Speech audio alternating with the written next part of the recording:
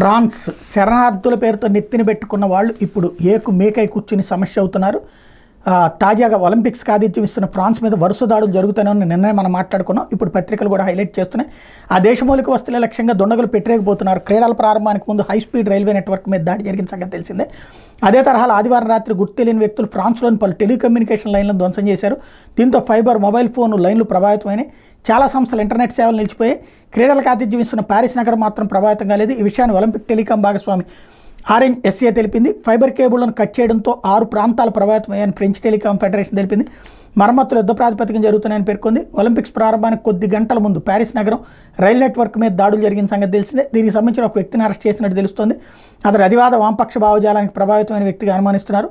మరోవైపు ఒలింపిక్స్లో పాల్గొంటున్న 3 ఇజ్రాయెల్ అథ్లెట్లను చంపుతామని గుర్తు తెలియని వ్యక్తులు చేసిన బెదిరింపుల మీద ఫ్రాన్స్ పోలీసులు దర్యాప్తు ప్రారంభించారు. అథ్లెట్ల వ్యక్తిగత సమాచారం, రక్త నమూనాల వివరాలు, వారి నేపథ్యం తదితర అంశాలకు సంబంధించిన సమాచారం సోషల్ మీడియా వేదికల్లో బహిర్గతం కావడం మీద కూడా పోలీసులు దృష్టి పెడుతున్నారు.